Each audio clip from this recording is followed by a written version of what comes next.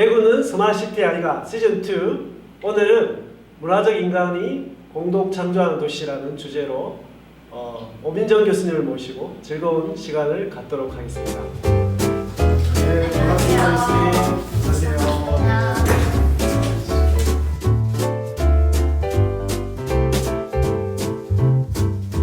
네, 안녕하세요. 네, 오민정입니다. 오늘 저는 그 문화적 인간이 공동 창조하는 도시라는 주제로 여러분들에게 그 베를린, 독일 베를린의 인본적인 도시 디자인을 좀 이야기해 보도록 하겠습니다. 제목에 디자인이라는 제목이 들어가서요. 그래서 디자인의 의미부터 좀 살펴보도록 할게요. 디자인은 그 라틴어 어원으로 데시그나레라는 그 어원을 가지고 있습니다. 그리고 이 데시그나레라는 뜻은 성취하다라는 뜻을 가지고 있는데요. 그래서 그 인간이 무언가를 원하고 그리고 그것을 성취한다라는 의미에서 본다면 인간의 모든 근원적인 활동이 바로 디자인이다라고도 할 수 있겠는데요. 디자인은 매우 넓은 의미로 우리의 생활 전반에서 일어나는 문제의 해결책을 찾아내는 일을 가리킨다. 이미 존재하는 과제를 푸는 것이 아니라 과제 자체를 찾아내 이를 비즈니스로 연결한다. 이것이 바로 디자인 싱킹이다 라고 할 수 있는데요. 디자인 싱킹은 임팩트 있는 복잡한 문제를 위해 혁신적 해결책을 의도적으로 구상하는 라이프 센터드 마인드셋이다 라고 이야기를 하고 있어요. 그러니까 이 말은 이 학교의 학장님이신 클라우디아 니콜라이 교수님께서 하신 말씀인데요.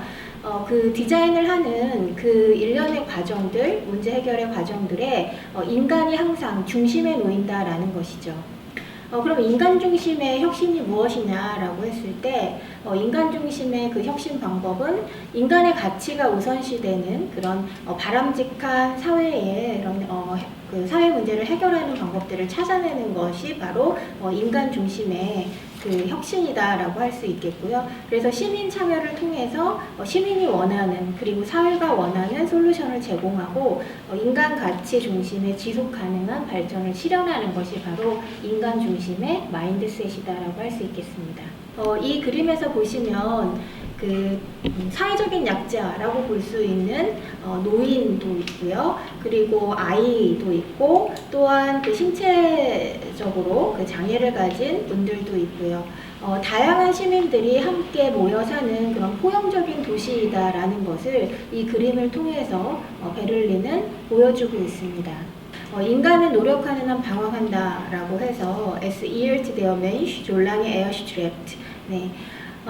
인간이라는 것은 항상 그 인간 존재는 끊임없이 욕망을 쫓는 존재이고 그리고 자신의 삶을 정진해 나가는 그 과정에서 그 욕망을 쫓는 과정에서 유혹에 빠지는 그러한 존재가 바로 인간 존재이고요.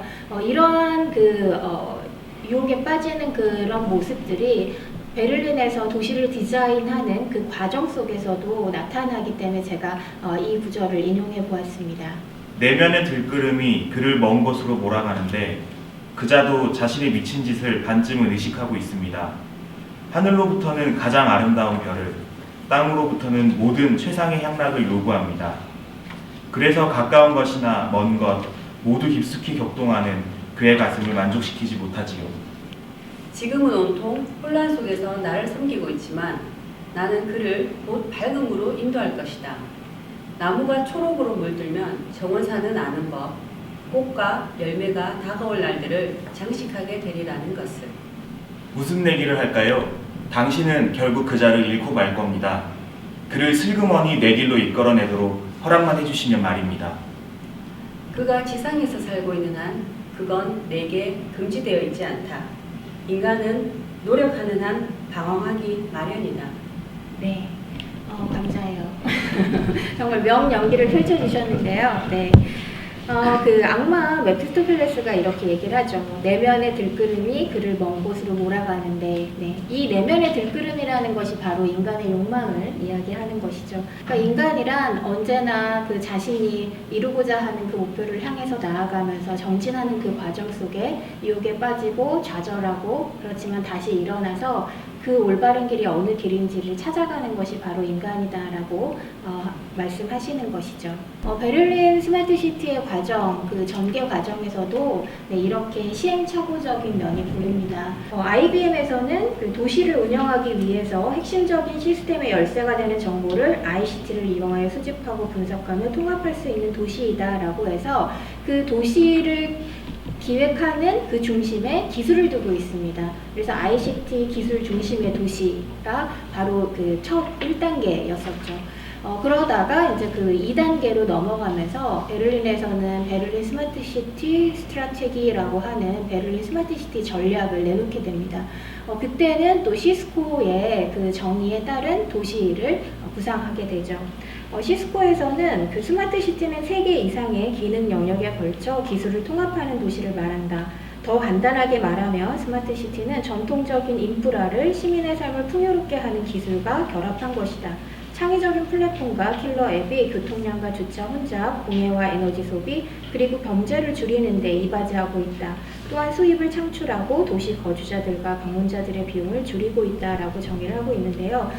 그리고 3단계에 들어가서 2020년에는 리스타티드 베를린이라고 해서 베를린이 그 다시 시작하는 베를린이라고 하는 목표를 가지고서 그 베를린에서는 다시 그 시민 참여형 스마트 시티 전략을 내세우게 됩니다. Here entsteht Zukunft라고 하는 말은 여기에 미래가 생성된다라는 의미입니다. 즉, 그 베를린에서의 그 도시를 구상하는 데에서의 하나의 철학이다라고 할 수 있겠는데요. 인간의 그 미래 생활 공간인 미래의 도시가 지금 현재 여기에서 우리 인간이 어떠한 활동을 하냐에 따라서 달라질 수 있다라는 것을 나타내는 말이죠. 저희 연구소에서도 역시 미래라는 것은 예측하고 예상하는 것이 아니라 미래는 그 현재의 어떻게 우리가 그 현재의 우리 모습을 디자인하냐에 따라서 우리의 미래가 달라질 수 있다라고 보는 과거의 그 포어캐스팅 방법에서 벗어나서 오히려 거꾸로 맥캐스팅하는 그런 방법론을 선택하고 있습니다. 그래서 미래의 비전을 현재로 끌고 와서 이 현재에서 재구축하는 것을 통해서 미래를 만들어가는 것이죠. 또한 그 베를린에서는 베를린 레벤스베르트 스마트라고 해서 그 베를린에서는 삶의 가치가 있는 그러한 현명함, 스마트함, 똑똑한 도시를 추구하고 있습니다. 기술이 도시 개발을 주도해서는 안 되고 또 디지털화는 공동선을 지향하는 방식으로 도시를 디자인하는 것에 도움을 준다라고 이야기를 하고 있습니다.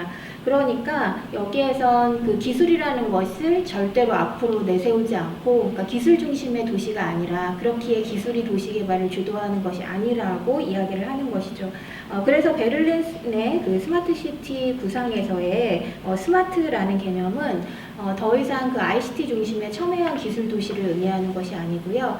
여기에서는 좀 더 창의적이고 그리고 개방적이고, 그러니까 개방적이라는 것은 오픈소스 데이터들을 많이 그 자료를 함께 공유하는 그러한 시스템을 갖추고요. 그리고 시민 참여적인 그러한 도시를 만들고자 합니다. 또한 그 기술이라는 것은 공동체의 이익을 위한 수단일 뿐이다라고 이야기를 하면서요. 기술은 단지 민주적인 커뮤니티를 이루기 위한 하나의 수단으로 보아야 된다라고 이야기하고 있습니다. 지금 보시는 이 사진은 시티랩 베를린이라고 하는 곳입니다. 이렇게 시민들이 그 시티랩 베를린이라는 곳에 모여서 각자가 가지고 있는 지역사회의 문제들을 공유하고요. 그리고 그것을 공론화하기 위한 그러한 장소로서 그 만들어진 곳이고요. 미래 도시를 위해 그 살아있는 공동 실험실이다라고 할 수 있습니다. 이 시티랩 베를린이라는 곳은 독일 연방정부, 시민사회, 그리고 스타트업 기업, 학계와 다 함께 이제 보다 살기 좋은 베를린을 만들기 위한 새로운 아이디어를 창출하는 그러한 그 작업을 하는 곳이고요. 그래서 그 우리가 흔히 아는 리빙랩이라고 하는 여러 프로젝트들을 어찌 보면 총괄하는 그러한 기관이다라고 봐도 될 것 같습니다. 또한 그 스마트 시티 베를린과 관련된 주제에 대해서 다양한 시민 참가자가 공공행정 및 그 전문가와 함께 논의를 하고 또 아이디어를 교환하면서 사회 문제, 지역사회 문제들을 해결하는 그런 중심 장소라고 할 수 있겠습니다. 그 시티랩 베를린의 강령이라고 할까요? 네, 그런 선언문과 같은 부분입니다. 그래서 시티랩은 공동선을 위해 일한다. 모든 프로젝트는 베를린 시와 시민을 위한 공공의 이익이 중요하다. 결코 기술 그 자체가 목적이 아니다. 그러니까 여기에서도 기술이 중심이 아니다라는 걸 다시 한번 강조하고 있죠. 기술은 삶의 가치가 있는 지속 가능한 도시를 만드는 수단이다. 디지털 혁신을 사용하여 장벽을 허물고 새로운 방식으로 시민과 함께 일하는 것을 목표로 한다. 혁신 프로세스의 개방성이 커뮤니티에 이로울 뿐만 아니라 더 나은 미래를 가져올 것이다. 그래서 스마트함의 그 개념에 개방성이라는 것이 들어가는 것이죠. 도시는 효율적이고 책임감 있게 디지털 혁신을 이루어야 한다. 디지털 혁신을 이루는 과정에서 최대한 다양한 사람들의 의견을 포함하며 공동팀으로서 우리의 다양성에 자부심을 갖는다. 그러니까 이 도시를 만들어가는 디자인하는 과정에서 정부 혼자 혹은 그 지자체 혼자 나아가는 것이 아니라 모두가 함께 한다라는 것, 그리고 그 안에서의 공동선을 찾는 과정이다라는 것을 강조하고 있습니다. 지금 보시는 곳은 그 마트벨치히라고 하는 시티랩 베를린에서 프로젝트로 맡았던 그 도시의 이제 리빙랩 프로젝트라고 할 수 있겠는데요. 많은 젊은이들이 이제 베를린으로 일자리를 찾아서 떠나게 되고 이제 도시가 고령화된 그러한 상태에 있었던 노후화된 그런 도시입니다. 그래서 이 도시에서 사실 그 교통량도 굉장히 적기 때문에 일반 교통 그 수단이 다니는 것 역시 비효율적이었었고요. 그래서 이 작은 마을에 자율주행 자동차라는 그런 시스템을 갖추게 됩니다. 그래서 이쪽에서 보시는 이 차가 바로 자율주행으로 운행되고 있는 자율주행 버스이고요. 그 노인분들이 자신이 필요한 그러한 그 시간대에 자율주행 자동차를 이용할 수 있는 그런 시스템을 갖추고 있고요.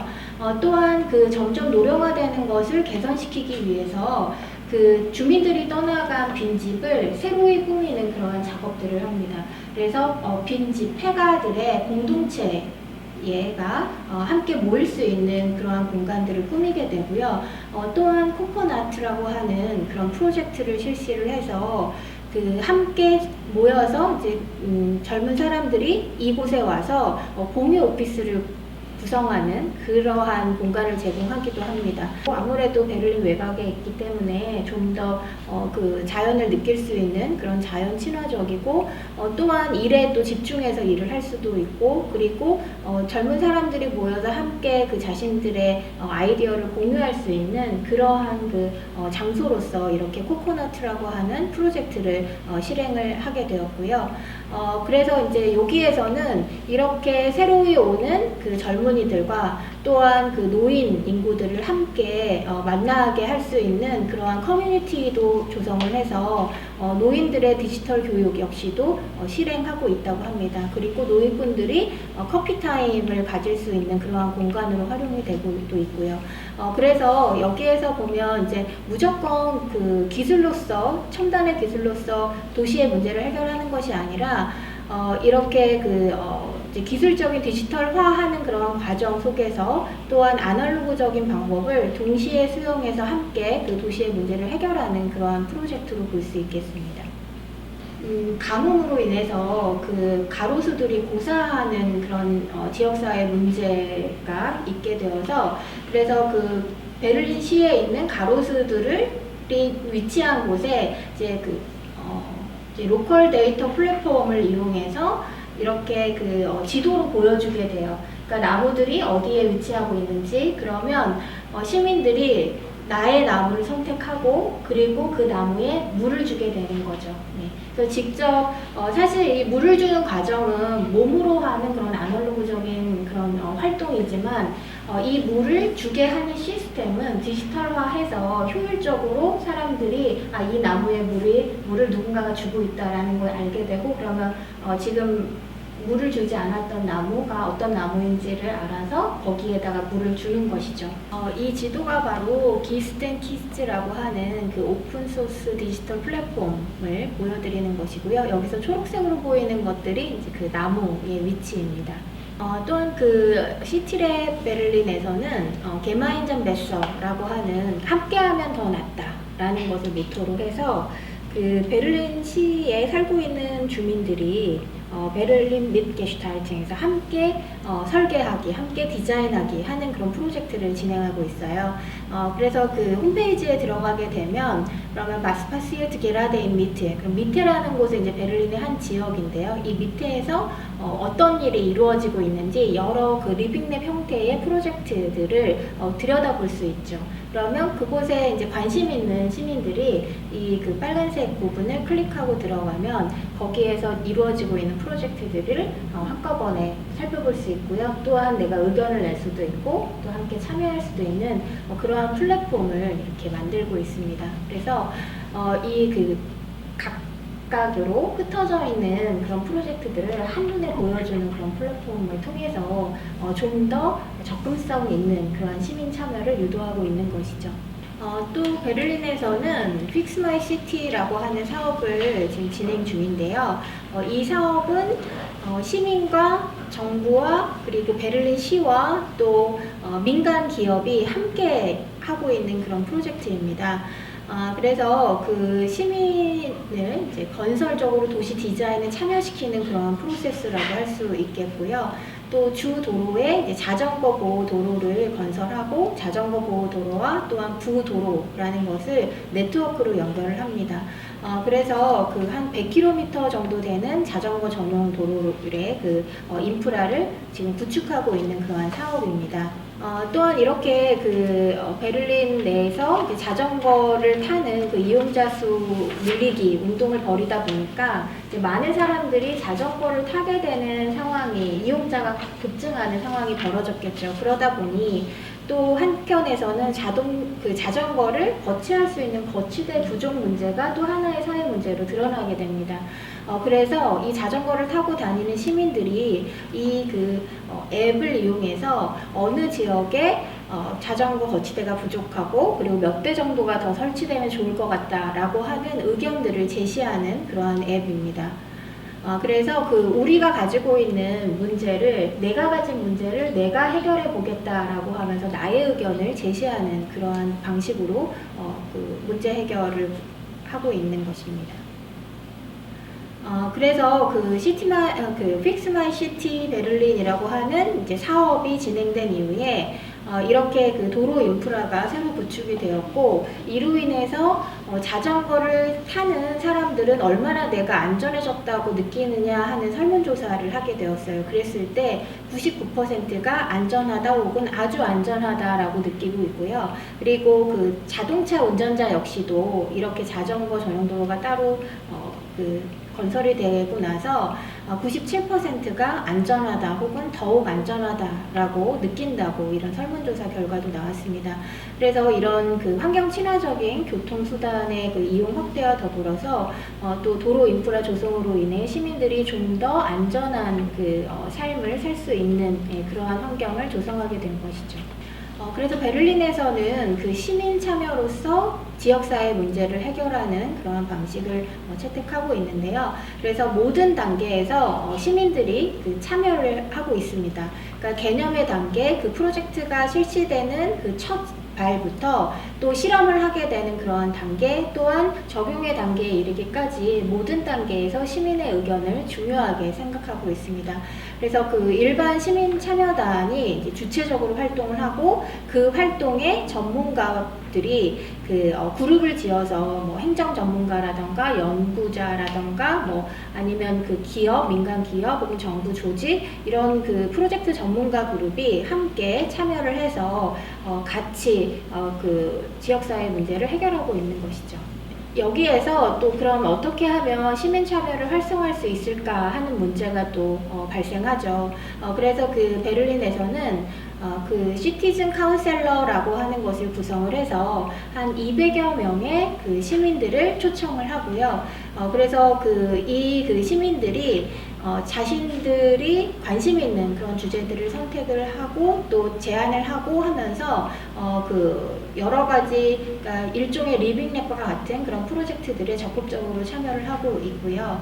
또한 그 베를린 그 시민 참여 홈페이지가 있습니다. 아까 제가 보여드렸던 그 홈페이지처럼 이렇게 그 접근성 있는 그러한 플랫폼을 구축을 해서 시민들이 자유롭게 언제든지 시공간을 떠나서 의견을 제시할 수 있는 그러한 플랫폼을 마련하고 있습니다. 또한 그 이제 실질적으로 프로젝트에 참여하는 시민들에게는 소정의 또 그 활동비도 지급하고 있다고 하고요. 그래서 이제 이렇게 해서 시민들이 참여함으로써 시에서는 행정의 중복 투자를 방지하는 효과를 늘렸다고 하고요. 그리고 시민의 요구를 프로젝트화하고 또 프로젝트를 발전시켜서 솔루션을 개발하는 그 프로세스를 통해서 여러 가지 파일럿 프로젝트를 이제 진행하고 있다고 합니다.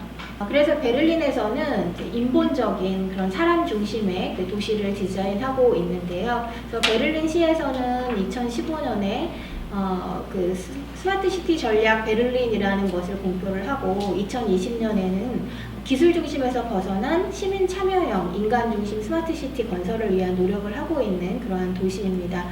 그래서 독일에서 특히 베를린에서 스마트 기술이라는 것은 단지 편리한 디지털 기술만을 의미하는 것은 아니고요. 기술은 공동체의 이익을 위한 수단으로 보고 있고 또한 민주적인 커뮤니티를 강화하는 하나의 수단일 뿐이다라고 보고 있습니다. 그래서 베를린에서는 또한 그 오래된 건물들, 그러니까 그 여행을 해보시면 알겠지만 유럽에는 그 오랜 건축물들이 많이 있잖아요. 그럼 이 건축물들을 없애고 새로 짓는 그런 작업들을 하는 것이 아니라 그 겉모습은 유지하면서 그 안에서의 새로운 그 에너지 그리드를 새롭게 만든다거나 이런 프로젝트를 실행을 하면서 고풍스러운 전통 건물을 보존하면서 또 건물 안에서의 에너지 효율을 높일 수 있는 그런 시스템들을 갖추는 그런 작업들을 하고 있다고 합니다. 그래서 전통과 그 혁신이 함께 공존하는 그러한 도시로 나아가고 있습니다. 그래서 저는 그 앞으로 우리가 지향해야 될 그러한 그 도시의 구축, 도시의 디자인에서는 사람 중심의 이런 인본적인 스마트 시티가 중요하다라고 이야기하고 싶은데요. 인본적인 스마트 시티가 무엇이냐라고 했을 때 인간의 몸이 그 도시 안에서의 하나의 주체가 되어서 쾌적하고 즐거운 생태적 환경 안에서 살아가는 도시이다라고 할 수 있겠고요. 그래서 전통과 혁신이 만나는 도시, 또한 그 안에서 나만의 삶을 주체적으로 이끄는 인간이 살아가는 도시가 바로 인본적인 도시이다라고 보고요. 또한 그 인간의 정신과 육체가 자유롭게 살아갈 수 있는 도시, 그러니까 지금 그 스마트 시티를 행해가면서 많은 시민들의 그 데이터를 수집하는 과정들이 이루어지고 있습니다. 이럴 때 그 시민들의 모든 행동들을 데이터에서 뭐 행복을 증진시킬 수 있다라고 이야기하고 있지만 과연 우리의 그 행복이 기술로서만 우리의 행복을 찾을 수 있는 것인가에는 의문이 들고 또한 이렇게 데이터를 모으는 그 과정에선 분명히 그 감시 감독을 하는 그러한 위험성도 있고 또한 개인정보 보호라는 차원에서의 또 문제가 발생할 수도 있기 때문에 이런 부분들을 인식하면서 우리가 도시를 만들어가야 되지 않나 싶습니다. 또한 그 다양한 연령과 계층이 살아가는 삶의 공간으로 사회적인 약자, 소외된 계층 모두를 포용할 수 있는 그러한 도시를 지향해야 되겠고요. 그래서 우리가 그 베를린 스마트 시티의 홈페이지 그 첫 화면에 보는 그 그림처럼 사회적인 약자들 그리고 일반 사람들 모두가 다 함께 행복하게 살 수 있는 그러한 도시를 만들어야 되겠습니다. 또한 최첨단 기술의 도시가 아닌 개인의 삶과 또한 공동체적인 삶이 함께 조화롭게 연결될 수 있는 그 소통을 하는 도시가 중요하다 하겠고요. 여기에서도 그 베를린 스마트 시티에서 그 중요한 소통의 역할을 하는 것이 바로 시티랩 베를린이라고 할 수 있겠습니다. 그래서 시티랩 베를린이라는 그러한 그 장소, 모든 의견들이 함께 모이고 또 공론화시킬 수 있는 그런 시스템을 구축하는 것 역시도 또 필요하다라고 할 수 있겠습니다. 그래서 제가 이제 그 처음에 제목에서 언급했듯이 문화적인 인간이 공동 창조하는 도시는 어떠한 도시인가라고 봤을 때 스마트 시티 건설에서 기술은 도시를 이루기 위한 그 도구이다라는 것과 기술은 민주적 공동체를 강화하는 수단이다. 또한 행복한 인간 삶을 위한 도시 공간 조성에서 그 기초 단계, 실험 단계, 적용 단계 모두 시민의 참여가 중요하다라는 것을 다시 한번 강조하고 싶고요. 스마트 시티는 기술의 진화보다는 자연과 인간의 지속 가능한 공존을 위한 그런 도시 진화의 과정으로 이루어져야 합니다. 그리고 우리가 그 문화적 인간을 호모 쿨트랄리스라고 일컫는데요. 이 호모 쿨트랄리스 인간이 살아가는 그 도시에 공동 창조적인 그런 문화화가 이루어져야겠다라고 하겠습니다. 세드릭 프라이스라고 하는 건축가가 1966년에 한 말이라고 합니다. Technology is the answer. 그러니까 테크놀로지라고 하는 기술이라는 것이 답이다. 그러나 질문이 무엇이었느냐가 중요하다. 그러니까 우리가 앞으로 기술을 거부할 수 없는 사회임은 분명합니다.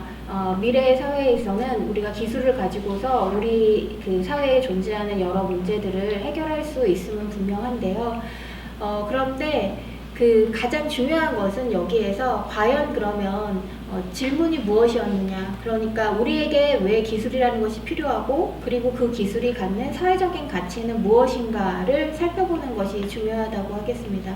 그래서 그 현재에 구축하는 그 기술이 어떠한 방향으로 나아가냐에 따라서 우리 인간의 미래의 방향 또한 달라지지 않을까 하는 생각이 듭니다.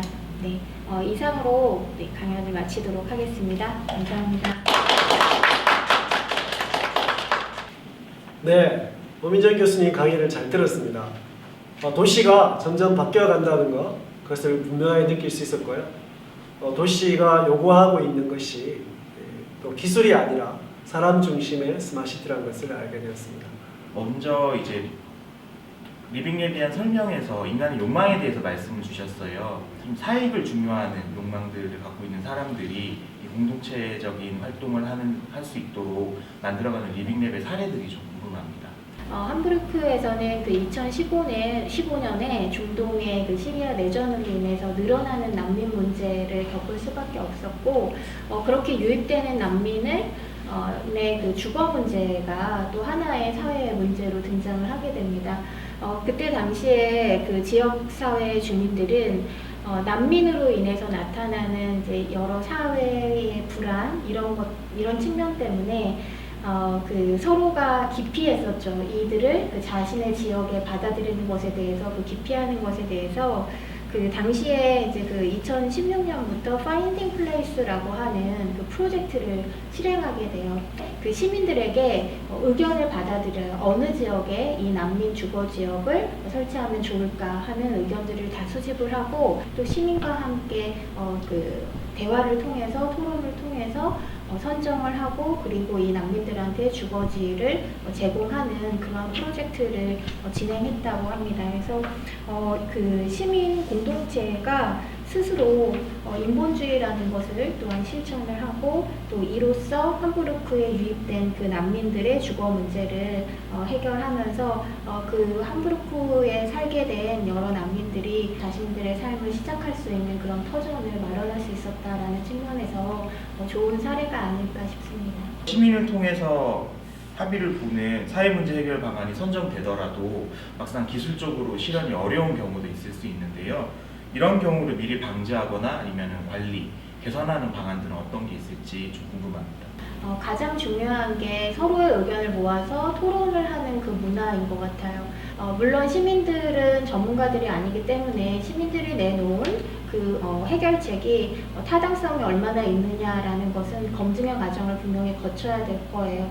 그래서 그 시라던가 정부라던가 아니면 기업, 또한 그 전문가들, 또 연구자들이 함께 모여서 함께 공론화하는 그런 작업들을 계속해서 거쳐가는 그런 시스템을 갖추고 있다는 측면에서 그 결과적으로는 얼마나 함께 이야기할 수 있는가, 그 소통이라는 것이 가장 중요한 키워드이지 않나 싶습니다. 저희가 이제 문제를 발굴하고 그걸 해결하는 과정에서 앱을 만들고 뭐 이런 부분들은 그냥 저희끼리 알아서 할 수 있는데 그거를 행정 쪽에 이렇게 적응을 하거나 아니면 처음부터 행정하고 같이 시작해야 되는 부분들이 있거든요. 그런 경우에는 굉장히 벽에 많이 부딪히게 되더라고요. 베를린의 사례를 들어서 어떻게 그렇게 별 문제 없이 할 수 있었는지. 네, 별 문제 없이 문제를 해결하진 않았을 거예요. 분명 베를린에서도 그 여러 프로젝트를 진행하면서 이해관계자들의 모임이기 때문에 서로의 이해관계에 따라서 분명히 충돌은 있을 것이었다라고 보고요. 그렇지만 이것을 얼마나 효율적으로 해결하느냐의 문제인 것 같아요. 그리고 제가 또 발표 중에 픽스 마이 시티 베를린이라는 프로젝트를 말씀드린 것처럼 이 프로젝트 같은 경우는 정말 엄청난 프로젝트인 거거든요. 시민들이 제시를 하고 자신들의 불편사항들을 제시하고 그런데 이것을 해결하기 위해서는 분명히 거대한 그 인프라가 들어와야 되는 문제였었고요. 그리고 여기에서의 그 인프라 건설의 과정에서 또 민간 기업들이 함께 참여를 해야 했기 때문에 이게 단순한 작업은 분명히 아니었을 텐데 그 시티랩이라고 하는 그 일종의 조정기관이라고 해야 될까요? 그 기관을 통해서 서로가 소통하고 워크숍을 굉장히 많이 진행을 했었다고 하고요. 그러니까 잦은 모임을 통해서 서로의 의견을 모아가는 그러한 시스템을 구축하고 있다는 것에서 또 이것이 또 하나의 그 문제를 해결해가는 하나하나 나아가는 그 방향이지 않을까 싶고요. 저희가 리빙랩을 오래 했잖아요. 네. 네. 앞으로는 저희가 가야 할 리빙랩을 많이 하게 돼서 우리 선생님 강의도 듣고 했는데 말씀 좀 해주세요. 네. 네. 제가 오늘 질문을 처음 봤습니다. 아침에 보고 대구도 당연히 이제 그러한 부분들에 발맞춰서 정말 이제 시민 중심의 스마트 시티를 만들어가는 그런 모델들을 저희들이 만들어냈고요. 그 중에서 지금 하고 있는 것들이 이제 저희들이 이렇게 이름을 붙인 것이 스마트 커뮤니케이션 플랫폼이라는 이름으로 이렇게 만들었습니다. 그 안에는 이제 단계별로 이렇게 되어져 있습니다. 지금 베를린에서 아까 보여줬던 그런 것들과 비슷한 모양으로 만들어가고 있는 것들이 있고요. 시민들을 먼저 훈련시키는 과정들이 있고 훈련된 시민들을 중심으로 도시문제 발굴단 우리가 지금 많이 활동했던 도시문제 발굴단 지금 벌써 4년째 저희들이 운영을 하고 있는데 이제 이 과정 속에서 정말 이제 중요한 것은 뭐냐면 지속성 그리고 일관성 그리고 어떤 정책의 어떤 변화에 따라서 예를 들자면 이제 도시의 리더가 바뀌었다고 해서 이것이 갑자기 바뀌지 않는 그런 어떤 정책 일관성들을 만들어가는 것이 매우 중요하다고 생각되어지고요.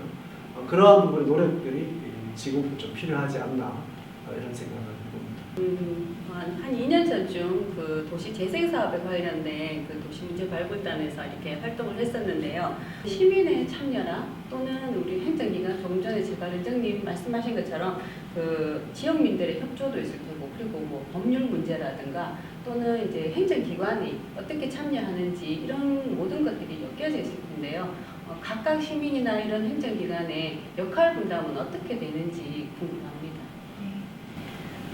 일단 시민들은 이 도시를 살아가는 주인이 바로 나이다라는 그런 주인의식이 가장 중요하지 않을까 싶어요. 그래서 내가 살아가는 도시에서 나타나는 문제를 내가 스스로 해결하겠다라는 것이 중요하겠고요. 또한 그 크고 작은 리빙랩 형태의 프로젝트를 여러 곳에서 실행을 하고 또 이것을 또 행정기관에서는 잘 수용하고 또 의견 조율을 통해서 이것을 또 그 지역사회에서 퍼져나가서 실행할 수 있는 그런 발판을 마련하는 것으로 또 활용해야 되지 않을까 싶습니다. 기후 위기에도 리빙랩으로 우리가 해결을 한다면은 어떠한 작은 도시 단위보다는 세계에 있는 모든 시민이 이렇게 함께 참여할 수 있는 방법이 있을까요?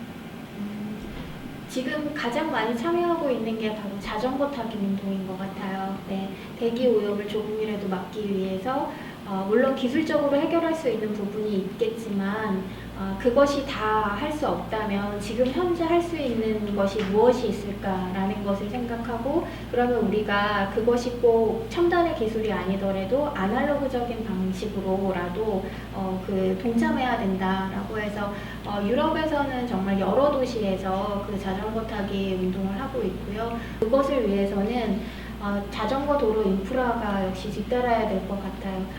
여러 도시가 이렇게 함께 시민들이 함께 하고 또 그런 자전거 인프라를 설치하는 또 행정기관에서의 노력이겠죠. 이제 그런 운동들이 있었으면 좋겠고요. 또 뭐 기후 위기 했을 때 뭐 거창하게 우리가 뭐 이야기한다기보다는 그냥 생활 속에서 하나하나의 작은 실천, 환경을 위한 작은 실천, 뭐 재활용하기라던가, 뭐 텀블러 들고 다니기, 뭐 이런 작은 하나하나의 실천들이 모여서 결과적으로는 큰 효과를 내지 않을까 싶습니다.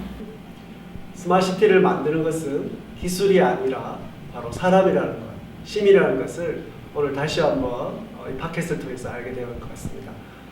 도시에는 다양한 문제들이 항상 도사리고 있습니다. 또 새로운 문제들이 계속 일어나고 있고, 그러한 문제들이 있을 때마다 우리는 기술에 의지하기보다는 그 도시에 살고 있는 공동체, 시민들의 힘을 함께 사용함으로써 이러한 문제들을 해결할 수 있지 않을까라는 생각이 듭니다. 스마트시티를 발전시키고 있는 대구가 이러한 시민들의 힘을 이용해서 도시 문제를 해결하고 좀 더 차원 높은 스마트시티를 만들어갈 수 있는 그러한 도시가 되기를 간절히 바라고 있습니다. 이 팟캐스트 시청하고 계신 시민 여러분, 또 도시 문제 해결에 참여해 주신 여러 시민 과학자분들, 이런 분들이 있다면 우리 도시는 좀 더 멋있는 도시가 될 거라고 생각되어집니다. 오늘 좋은 강연을 해주신 오민정 교수님께 다시 한번 감사를 드리고, 참여해 주신 우리 시민위원 여러분께 감사를 드립니다. 대구는 스마트시티 아이가